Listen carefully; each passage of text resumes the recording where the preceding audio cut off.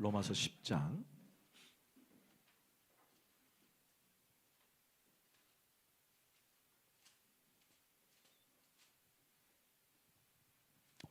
14절에서부터 21절까지 말씀.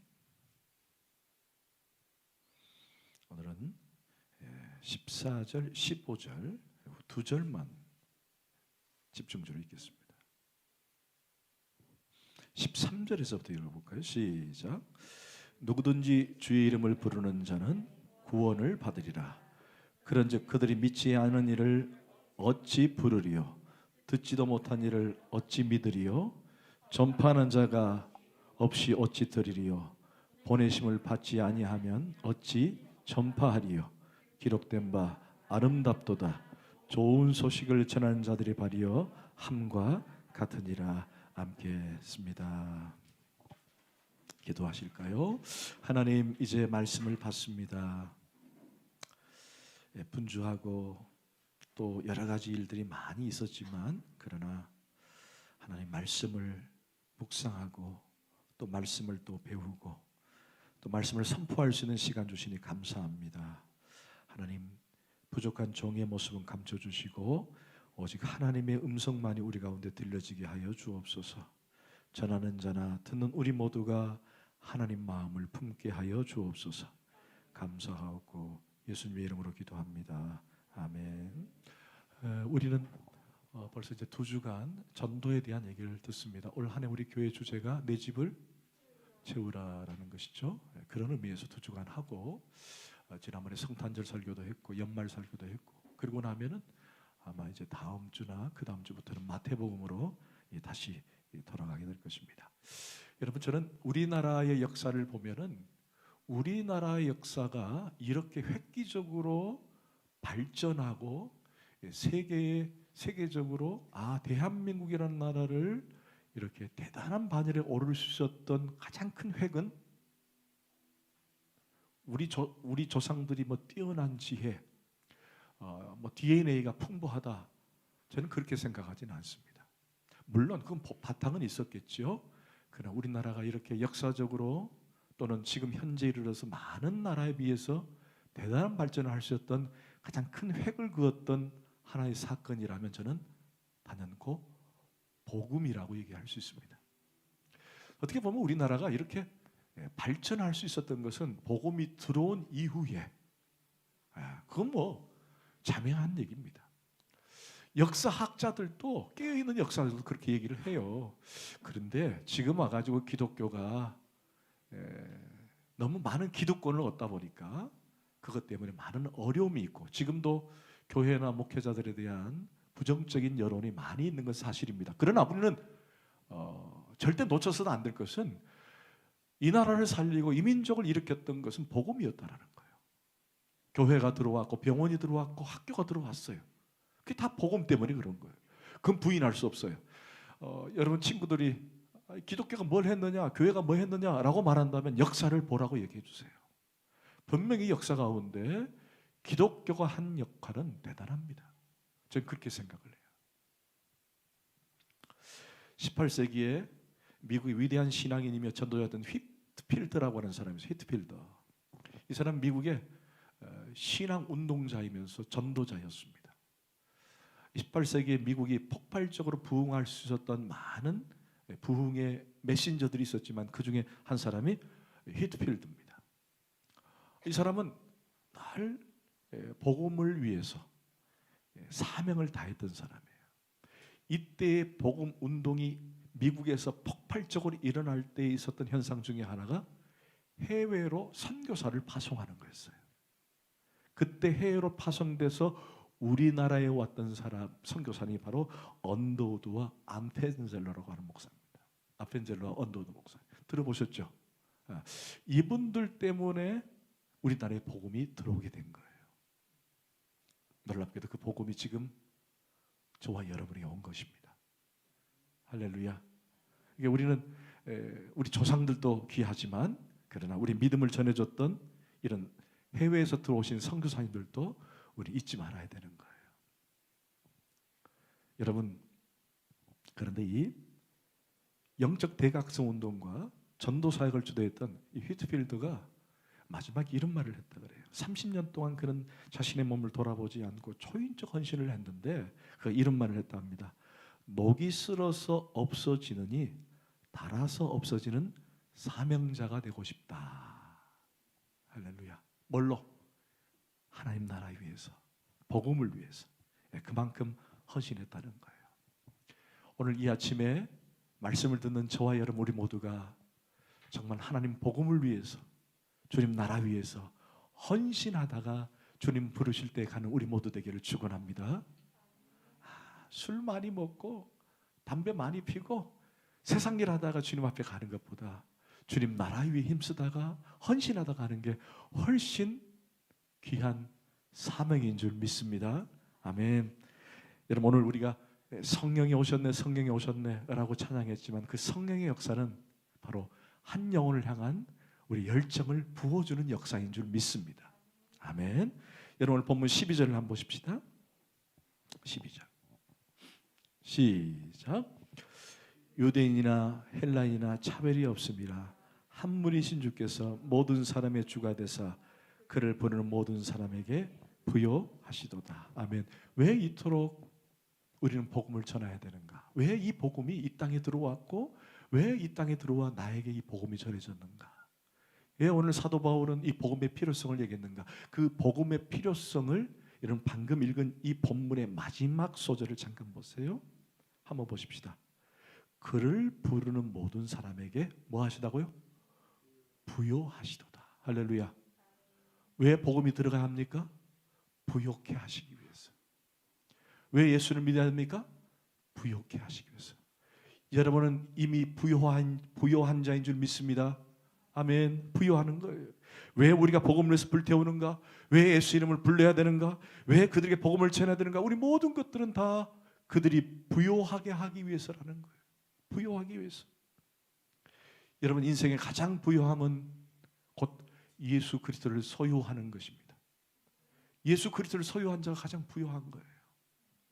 여러분 뭐 집이 크고 뭐 좋은 차를 타고 돈이 많아야 부요한 것이 아니라 정말 부요함은 예수 그리스도를 소유한 자인 줄 믿습니다. 왜야? 왜 그렇습니까? 그분이 우리 인생의 주인이 되어주시고 우리를 구원하셨기 때문에.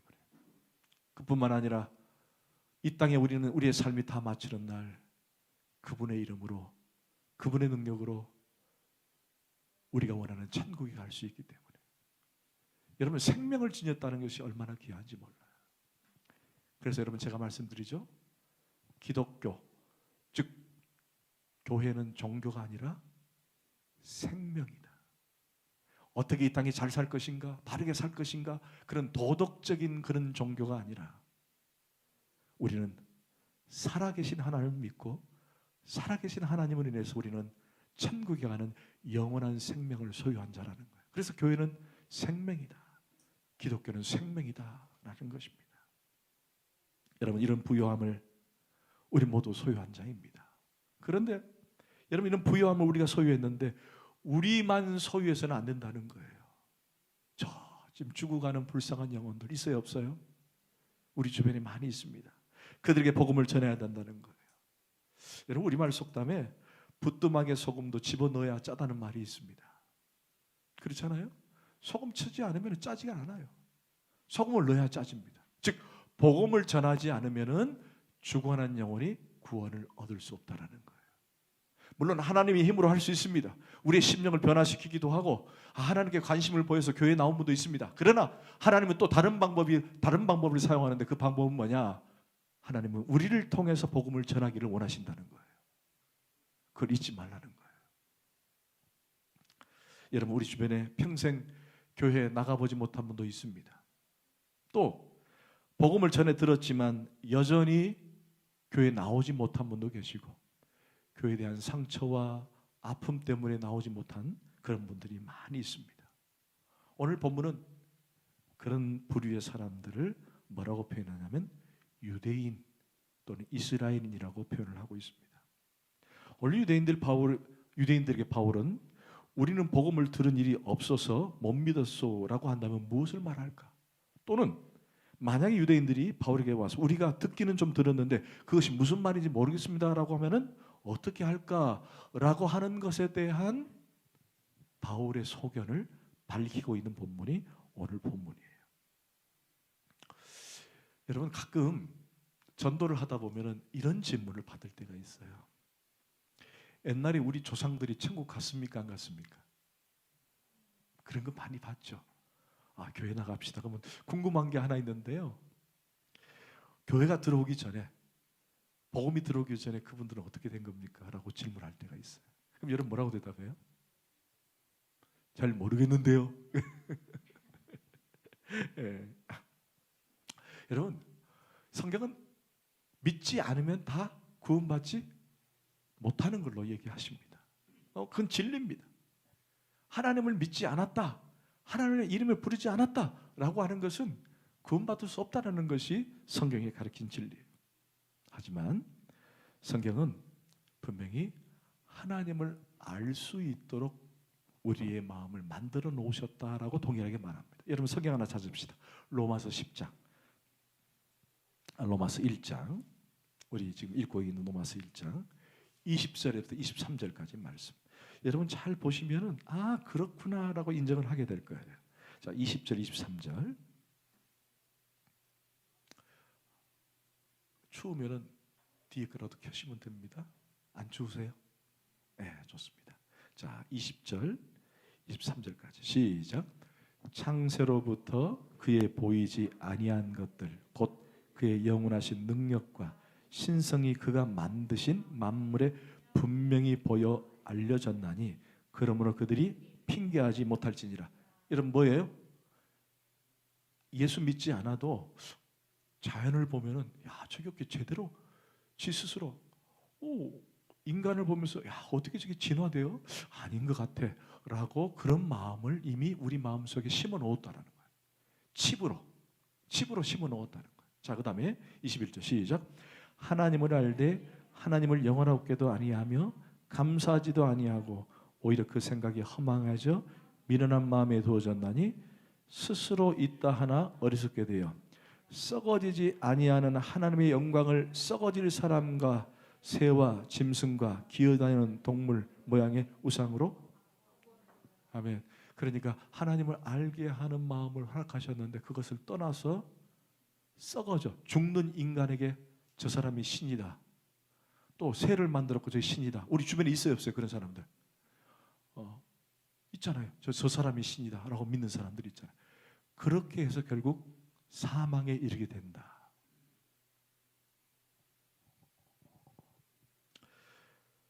여러분 또 이런 질문을 받게 됩니다.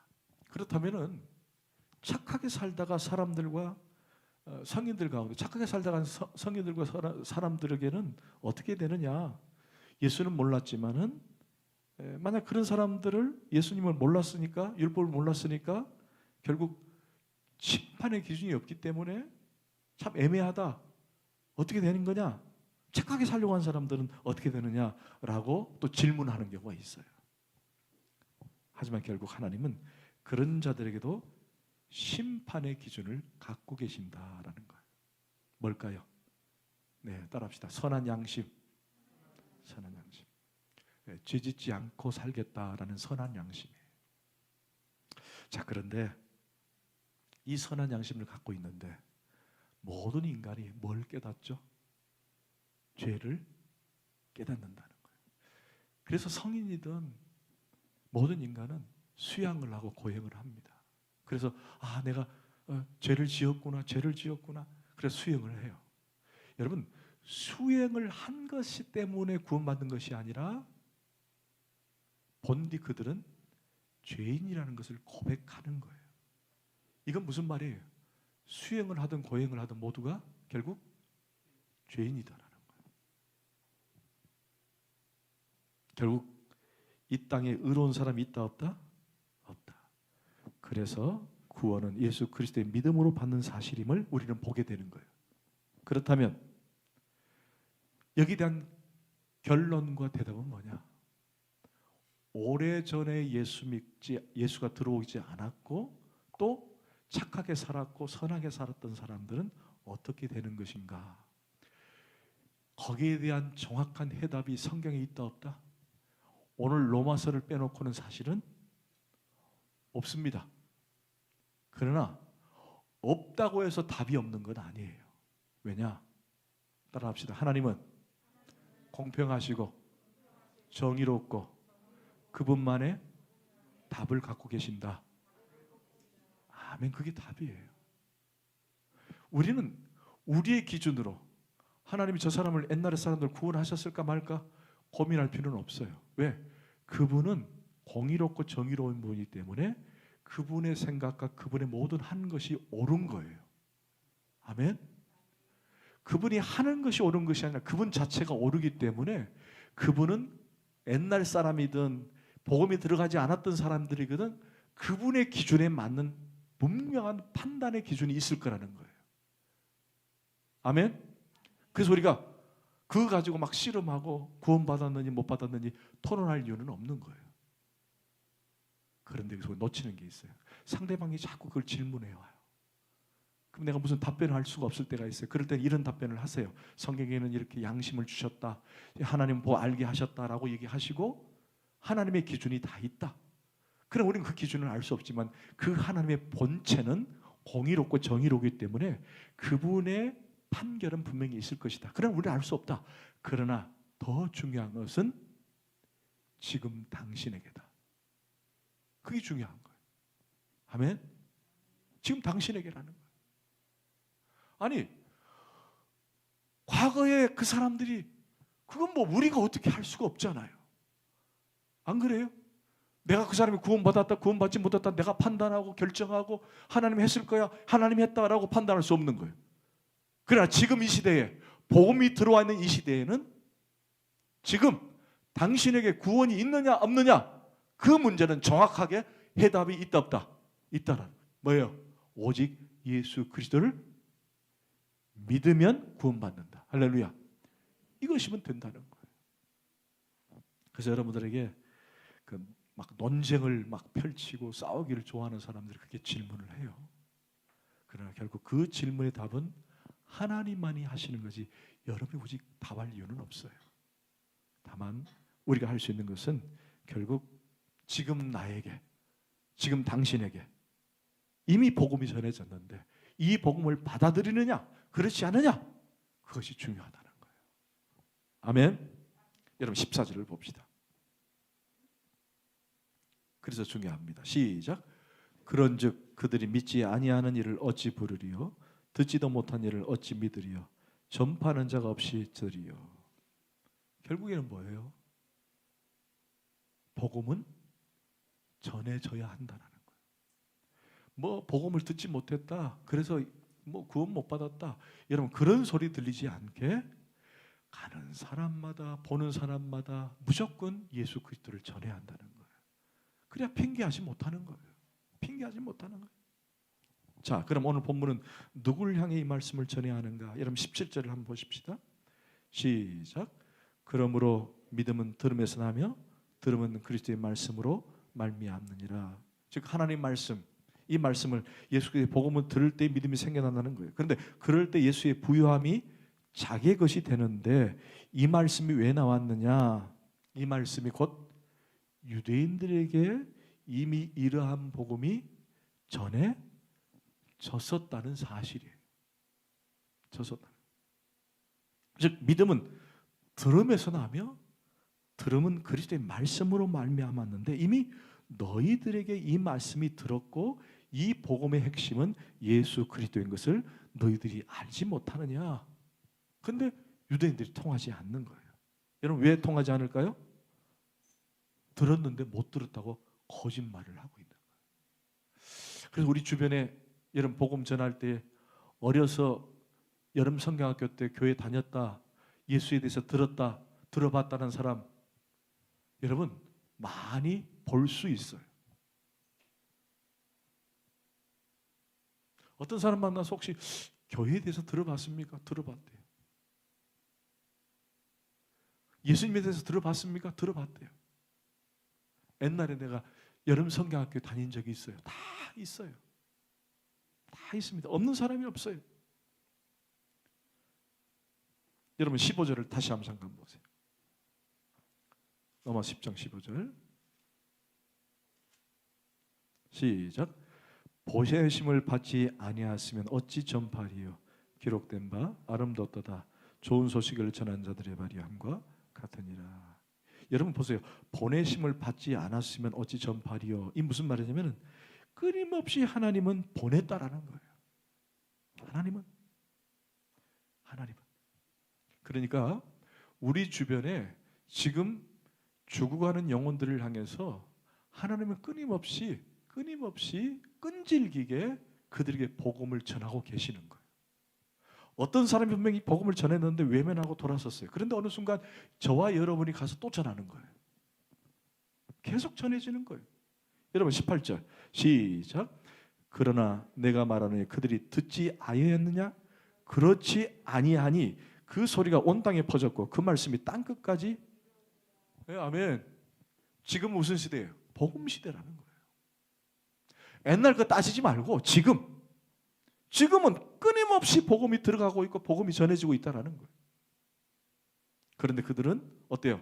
복음을 못 들었다는 둥, 뭐 들었다는 둥 그러면서 외면하고 있고 핑계를 대고 있다는 거예요.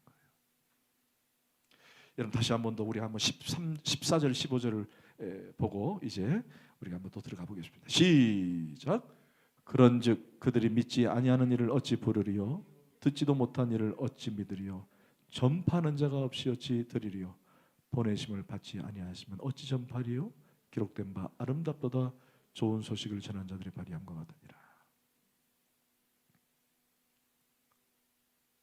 여러분 결국 우리가 발을 딛고 있는 이 땅에서 과거의 교회를 경험하고 예수에 대해서 들었던 사람들, 즉 유대인들과 같은 사람들이 너무 많이 없다 있다.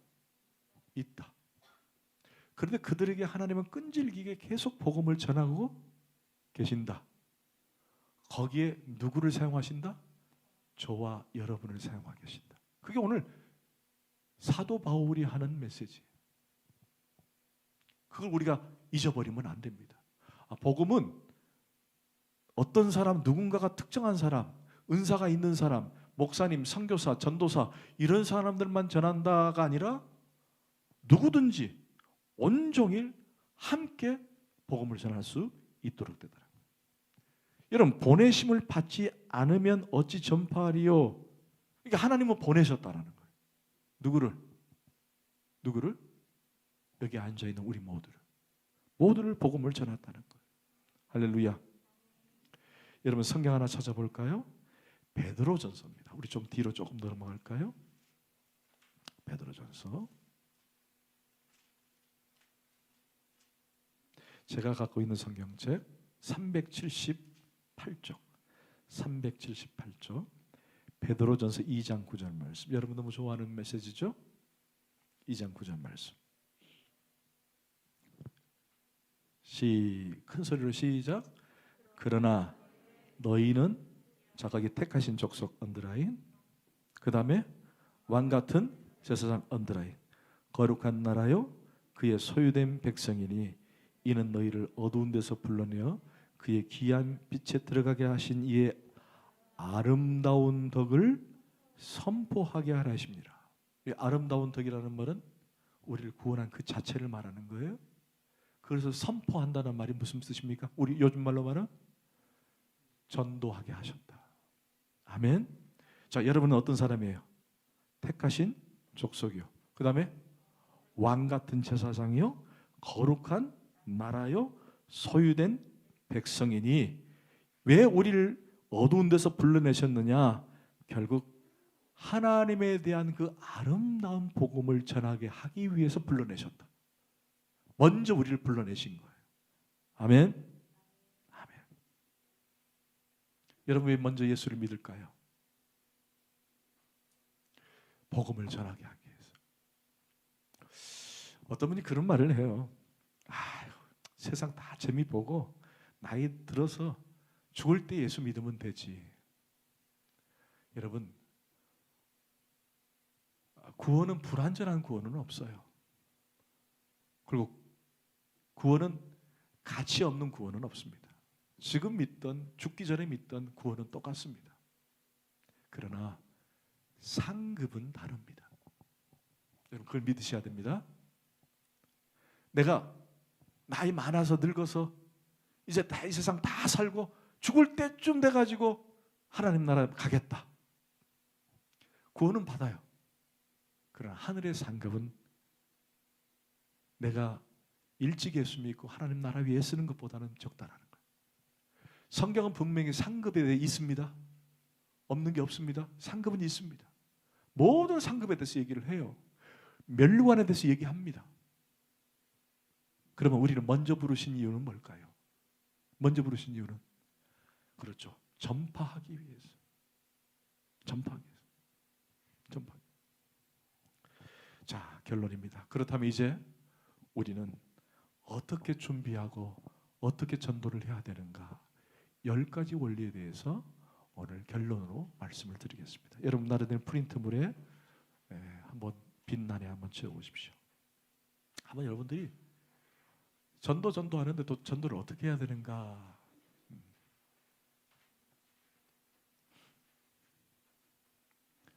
전도 가능한 준비된 이웃을 머릿속에 그려보십시오. 여러분 전도는요, 성공한다고 생각하면 성공해요. 만약에 자신이 없으면 실패합니다. 야, 저 사람은 전도했는데 안 되는 거 아니야? 그럼 정말 실패를 해요. 그럼 내가 전도해서 저 사람 정말 한 영을 하나님께 드리겠다라고 하면은 성공합니다. 우리가 기도하며 전도자를 붙여달라고 기도를 해야 되는 거예요. 머릿속에 그리면서 하나님 내게 한 영혼을 붙여주세요. 한 영혼을. 이런 먼저 기도해야 합니다. 매일 기도하실 때마다 하나님 한 영혼을 내게 붙여주세요. 전도 대상자를 주세요. 이렇게 기도를 하세요. 전도 대상자를. 그럼 하나님께서 우리 마음 가운데 전도의 열정과 능력을 가십니다. 여러분 저를 잠깐 볼까요? 우리 교회가 뭐 이렇게 스티커를 붙이고 전도의 복음을 나누는 것도 전도의 한 방법이며 좋은 방법입니다. 할 것입니다. 그러나 가장 좋은 전도 방법은 따라합시다. 관계전도. 관계전도입니다. 관계전도가 제일 좋아요. 그러니까 내가 아는 사람 그리고 딱 한 대상자를 정해놓고 지속적으로 그들과 사귐과 교제를 통해서 이 관계를 통해서 전도하는 거예요. 그런데 이 관계 전도에서 가장 빛이 나는 게 뭐냐? 따라합시다. 인품. 사실 관계 전도는요, 인품으로 시작해서 인품으로 끝난다고 해도 과언이 아니에요. 여러분 오해하지 마세요. 관계 전도를 위한 인품이 아닙니다. 어떤 사람이 평소에는 막 살다가 전도를 위해서 넥타이를 메고 품격을 세워서 그분을 만날 때마다 안녕하세요. 돌아서서는 죄송합니다. 표현을 개차반처럼 살면 안 돼. 그러니까 관계 전도를 해서 인품을 만든다 이건 아니라는 거예요. 평소에 내가 인품을 잘 준비돼야 되는 거예요. 내가 인품. 관계 전도는 인품을 시작해서 인품으로 끝나는 거예요. 즉 전도를 위해 우리가 정말 필요할 때마다 내 인격이 드러나야 되는 거예요. 그리고 이 관계 전도는요, 절대로 시작해서 땡하고 끝나는 것이 아니라 꾸준히 노력하고 관심을 갖는 거예요. 그게 바로 그런 것들을 그려보시는 거예요. 자, 두 번째, 주도권을 잡고 사귀십시오. 여러분 뜻밖에도 우리가 예수를 믿다 보면요, 나에 대해 호감을 갖는 사람들이 있어요. 있죠? 여러분 주변 사람의 나에 대해서 호감을 갖는 사람이 한 명도 없다면 여러분 회개하시길 바랍니다. 그래야 돼요 정말. 저는 우리 주달문 식구들을 몇몇이 다 보면요 다 호감을 가져요. 가질 것 같아요. 근데 목사님 생각과 영 다르게, 목사님 저는 밖에 나가도 나를 알아주는 사람, 나를 옆에서 와서 말 거는 사람 아무도 없어요. 그러면 여러분 회개하시길 바랍니다. 회개하셔야 돼요. 여러분 분명히 예수 믿지 않는 사람들이 우리에게 반응을 보이는 사람들이 있어요. 또는 아이들에게나 또는 가족에 관심을 갖는 영혼들이 있습니다. 그런 사람들이 준비된 영혼이에요. 준비된 영혼. 이럴 때 놓치지 말아야 됩니다. 그러기 위해서 주도권을 잡으세요. 만약에 상대방이 말을 처음에 걸었다면은 이제 내가 상대방에게 좋은 호감을 갖도록 분위기를 만드는 거예요. 그러기 위해서 시간과 노력이 필요합니다. 하루아침에 이루어지는 게 아니에요. 이웃의 관심을 기울이고 친구가 된다면 좋은 기회가 될 것입니다. 그러면서 주도권을 갖는 거예요. 자, 그 다음 세 번째. 관계를 강화시키는 거예요. 이제 좋은 관계를 위해서 좀 더 관계를 강화합니다. 자, 이웃을 어떻게 사귈지, 어떻게 할지를 하나님께 도움을 청하는 거예요. 기도하라는 거예요. 그리고 그분을 위해서 기도하는 거예요. 하나님, 내가 어떻게 그분과 좋은 깊이 있는 관계를 들어갈 것인가. 그분의 마음도 열어주시고 저에게도 지혜를 주세요.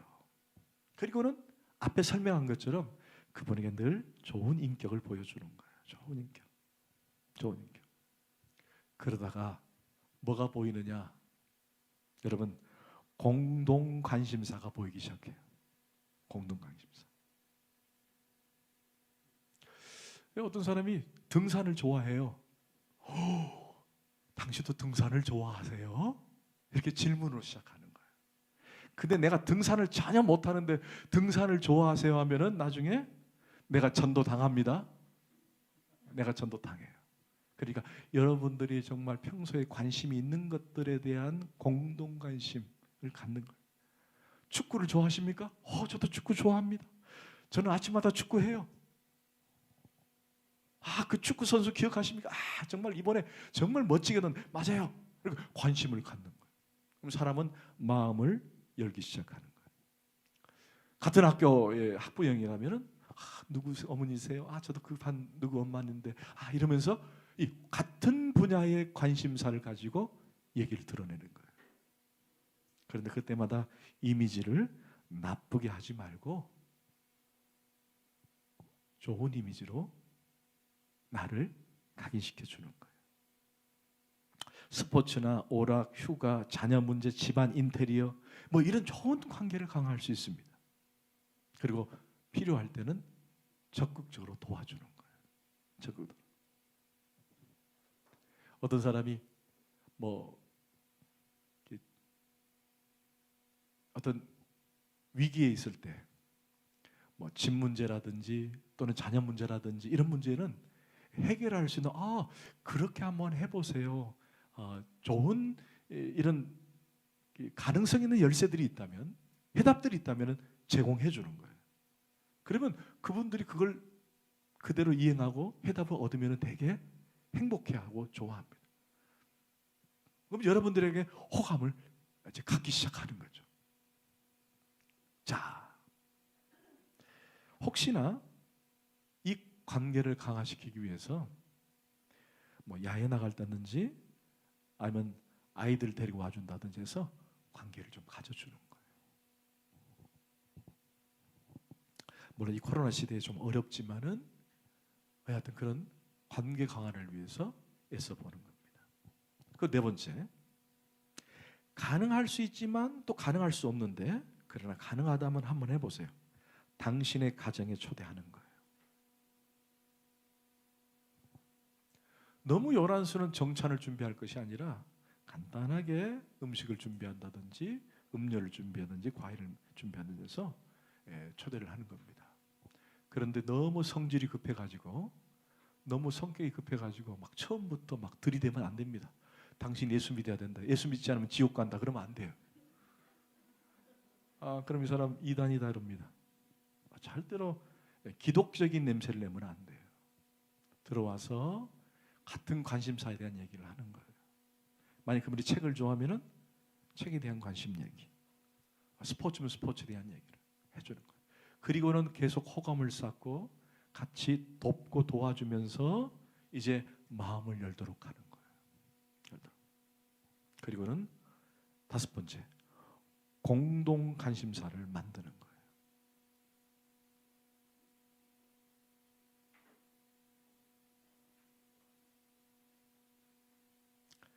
그리고 여섯 번째, 공휴일을 잘 활용해 보는 거예요. 크리스마스 때 선물을 한다든지 설날이나 추석 때 또 좋은 기회를 사용해서 그분들과 함께 한다든지 또 사랑을 표현하든지 이게 마음을 여는 거죠. 차근차근 쌓는 거예요. 그리고 일곱 번째, 어려운 사람을 돕습니다. 여러분, 사람을 만나다 보면은 다 어려워요. 집안에 아픈 사람 있고 또 집안에 문제덩어리 다 있습니다. 저를 잠깐 보세요. 이건 일종의 상담 기술인데 아픈 사람을 만날 때 답을 주지 마세요. 절대로 답을 주면 안 됩니다. 어떤 직장에서 동료들이 와서 형님, 상사님, 제가 이번에 아내랑 또는 자녀 때 우리 부모님 때문에 이렇게 문제가 있습니다. 그러면 이 말이 끝나기도 전에 잠깐만, 이건 이렇게 해봐, 이건 저렇게 해봐. 여러분, 그건 절대로 효과가 없습니다. 끊임없이 첫 번째는 들으세요. 계속 들어주세요. 그리고 호감을 해주는 거예요. 아, 그랬구나. 얼마나 힘들었어요. 얼마나 힘들었어요. 계속 들어줘야 되는데 계속 가르치려고 하면 안 돼요. 여러분, 주변 사람들이 제일 피곤한 사람이 누군지 아세요? 나를 가르치는 사람이에요. 정말 피곤해요. 처음부터 누구를 만나면요, 누가 어떤 어려운 문제를 자꾸 막 질문하고 이러면요, 그냥 들어주세요. 사실 우리가 어디 병원에 가서 이렇게 화병이 났거나 그러면 답은 없어요. 의사들의 최종 답은 뭐냐? 그냥 들어준다는 거예요. 호응해 준다는 거예요. 그게 답인 거예요. 그러니까 여러분,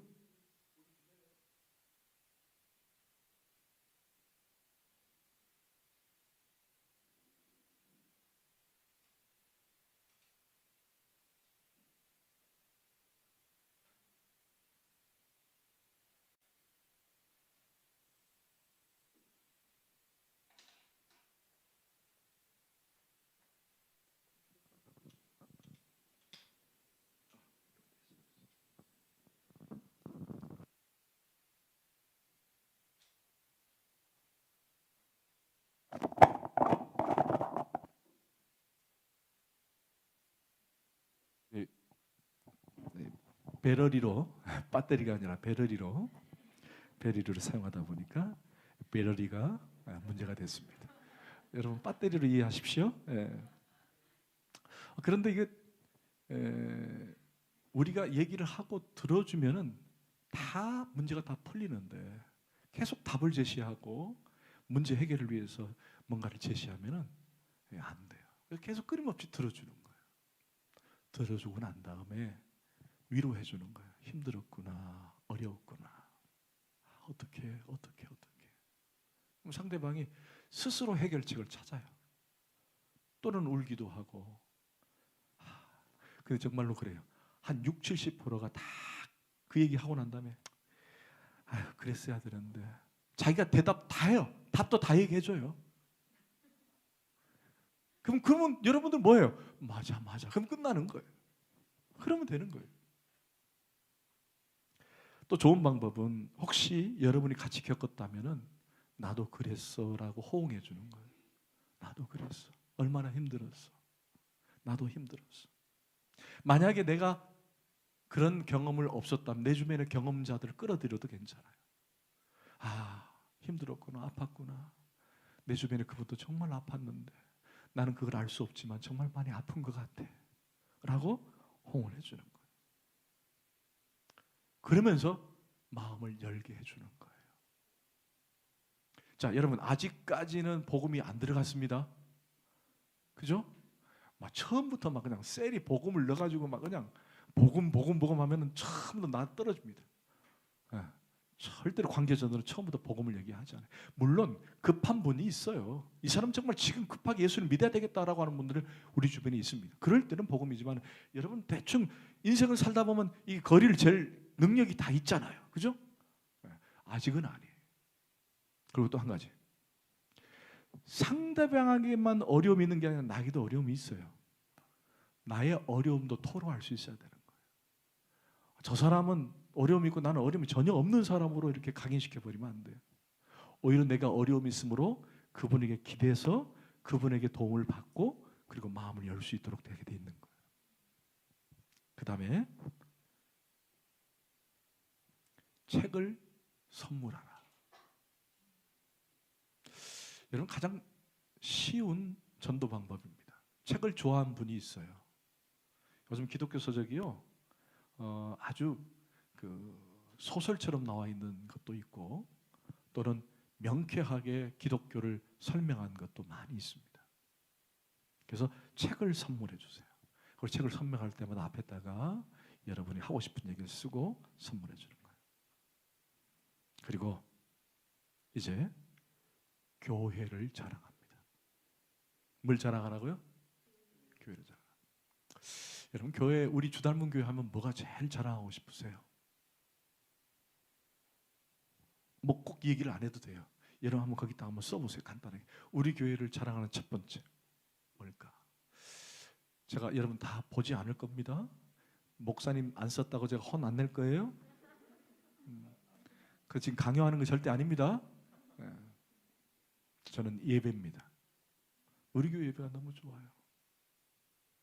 저는 오늘 또 찬양을 하면서 하나님을 찬양할 때 그냥 통기타 치고 그냥 피아노 치라고 이렇게, 물론 이것도 찬양할 수 있습니다. 그러나 이렇게 이 찬양팀이 우리를 찬양하도록 돕는데 얼마나 좋아요. 아멘. 이 찬양팀이요, 지금은 그렇게 하지 못하지만은 주일 예배 마치고 나면 2시간씩 연습을 해요. 20분을 위해서 2시간씩 연습을 해요. 요즘 이제 코로나 때문에 점심을 못 먹으니까 아침에 일찍 와요. 10시까지 와가지고 한 50분을 연습을 해요. 그리고는 찬양을 드리는 거예요. 그러니까 이 팀들이 잘했다라는 것이 아니라 우리로 하여금 하나님을 찬양하게 하기 위해서 이분들이 도와주고 계시는 거예요. 아멘. 오늘 찬양하는데 제가 막 하나님을 막 너무 기쁘게 찬양할 수 있도록 막 도와주고 있더라고요. 그래서 우리 찬양하면서 기도해야 돼요. 이들에게 건강과 믿음과 힘듦이 없도록. 할렐루야. 어쩌다 한 번씩 식사 대접도 좀 하고. 아멘.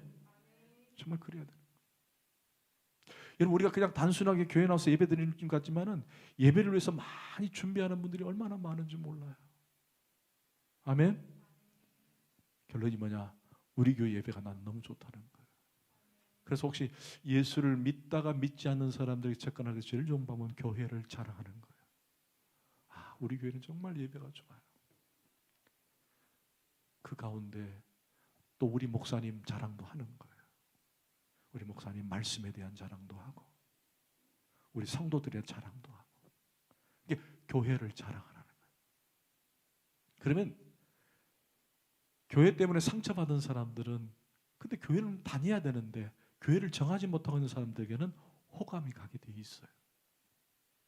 그래서 그렇게 해보는 거예요.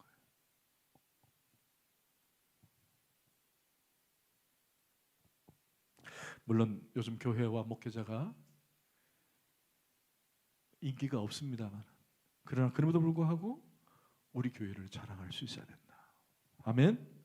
아멘. 자, 그리고 마지막 10번째, 구원을 위한 씨를 뿌리고 복음을 나눠야 합니다. 자, 구원을 위한 씨를 뿌리고 복음을 나눠야 합니다. 자, 저를 잠깐 봅시다. 자, 지금까지 한 번도 복음에 대한 얘기를 안 했어요. 그죠? 계속 관계만 계속 설정해냈어요. 그리고 이제 다 들어줬고 상대방이 이제 다 마음이 열었을 때 우리 교회는 참 어떤 교회다라고 소개하고 난 다음에 그때는 이제 복음에 대한 얘기를 해주는 거예요. 근데 여러분 복음에 대해서 우리가 많이 알지 못해요. 여러분 제가 질문하면 대답은 할 수 있지만 그걸 정리정돈해서 상대방에 전할 수가 없어요. 예수님이 어떤 분이고 하나님이 우리 가운데 예수님을 보내셨는지 구약부터 신약까지 요한계시록까지 얘기를 할 수 없습니다. 그러나 여러분이 할 수 있는 가장 쉬운 방법이 하나 있는데 그것이 바로 내가 예수 믿게 된 간증입니다. 그게 제일 좋아요. 만약에 상대방이 나와 똑같은 위치에 있다, 나와 같은 형편이 있다라고 하면 그 형편을 잘 얘기해주고 나도 그랬는데 어느 순간 내가 누구로부터 복음을 듣게 되었는데 내가 주닮은 교회에 나가서 그 하나님을 만났고 예배를 통해 하나님과 더욱더 가까이 가게 됐어. 내가 하나님을 만나고 나니까 만나기 전에는 이랬는데 만나고 난 이후에는 이렇게 변했어. 할렐루야. 그게 제일 좋은 복음이 됩니다. 그 중심에는 예수가 있어야 돼요. 우리 교회 가면 얼마나 음식이 맛있는데, 우리 교회 가면 목사님이 얼마나 잘생겼는데 아멘을 안 하네. 이거 전혀 빵점이에요. 빵점. 그 안에 항상 복음 예수가 들어가야 돼요. 네. 괜히 왔다가 에이 목사님 뭘 잘생겼어? 아니다. 내 스타일 아니다. 이러면 안 되잖아요. 네, 여러분 예수가 들어가야 되는 거예요. 할렐루야. 여러분의 간증을 하세요. 간증. 그리고 난 다음에 혹시나 상대방이 기독교에 대한 질문을 할 때가 있어요.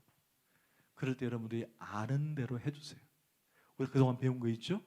우린 죄인이었는데 하나님이 우리의 관계를 회복하기 위해서 예수 그리스도를 보내셨고, 우리는 죄인인데 하나님께 갈 수 없었는데 그 예수 그리스도가 오심으로 대신 죽으심으로 우리가 나음을 받아 하나님께 갈 수 있었다. 간단해요. 원래 그분은 죄가 없으시다. 성령님으로 잉태하셨고, 그래서 그분은 우리를 위해서 죽으심으로 우리가 하나님께 나아가는 발판을 만들어 주신 분이시다. 그래서 우리는 그분을 믿고 따르면 구원받는 것이다. 그런데 또 이분이 또 어디서 교회를 다녔는지 어디서 들었는지 막 집요하게 질문을 해요. 그럴 때 키를 하나 쓰세요. 무슨 키냐? 나는 잘 모르지만 우리 목사님은 너무나도 잘 아신다. 우리 교회 온나? 우리 목사님께 질문해서 가르쳐준다. 아니면은 내가 우리 목사님께 물어보고 답해 줄게. 아멘? 그렇게 하는 거예요. 우리 주변에 꼭 그런 분들 있잖아요. 뭐 알고 싶어 하고 질문하고 싶어 하고. 네. 말씀을 맺겠습니다. 결국 우리가 하나님께 전도자임을 잊지 마시라는 거예요. 그리고 어떻게 전도할 것인가? 그 내용을 관계 전도 중심적으로 간단하게 살펴봤습니다.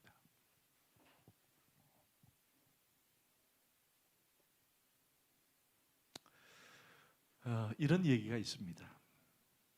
시골에 가면 잔치를 하는데 잔치집에 가장 많이 올라오는 음식 중에 하나가 돼지입니다. 돼지는 꼭 잡죠? 왜 돼지를 잡을까? 돼지를 잡는 이유가 있다 그래요. 주인이 뭔가 잡아서 이렇게 잔치집에 내놔야 되는데 처음에 소가 있기를 소를 잡으러 갔다 그럽니다. 그래서 소가 깜짝 놀라면서 주인님 만약에 저를 잡으시면 누가 농사를 짓습니까? 그래서 맞다, 너를 잡으면 농사를 못 짓는구나. 그리고는 이 소가 저를 잡지 마시고 개를 잡으시죠 그랬대요. 개가 가지고 야, 나 너를 잡아서 잔치상에 올려야 되겠다 그랬더니 개가 깜짝 놀라면서 주인님 저를 잡으면 도덕은 누가 지킵니까? 주인을 누가 지킵니까? 저 고양이에게 가시죠 그랬대요. 고양이를 잡으려고 하니까 고양이 하는 말, 저를 잡으면 찌를 누가 잡습니까? 그러더라고요. 그래서 마지막 고양이가 저보다 돼지가 낫지 않겠습니까? 그래서 주인이 돼지에게 갔더니 돼지는 아무 말 하지 않고 잠만 자고 있더라는 거예요. 그래서 잡았다는 어처구니 없는 얘기가 전나오지고 있습니다. 여러분 결국 공통점이 뭡니까? 소나 개나 고양이는 모두 다 사명이 있더라는 거예요. 집을 지키든 농사를 하든 쥐를 잡든 사명으로 살더라. 결국 우리가 산다는 것, 살아간다는 것은 사명자로 살아야 한다는 것입니다. 사랑하는 성도 여러분, 우리 모두는 먼저 예수를 믿은 자들입니다. 그 은혜가 큽니다. 그렇다면 이제 복음을 전하는 자로, 사명자로 살아야 되지 않겠습니까? 그럼 우리 모두 되기를 간절히 소원하고 축원합니다. 아멘. 기도합시다. 하나님, 어떻게든 우리가 복음을 전하는 자가 되게 하여 주옵소서. 뭐 이렇게 10가지 원리를 정하지 않더라도 하나님 내게 주신 사명을 깨닫고 복음을 전하는 자가 되게 하여 주옵소서. 예수 믿는 것이 부요함입니다. 예수 믿는 것이 귀합니다. 주여, 그 부요함을 죽어가는 영혼들에게도 전하게 하여 주옵소서. 붙여 주시옵소서. 예수님의 이름으로 기도합니다. 아멘.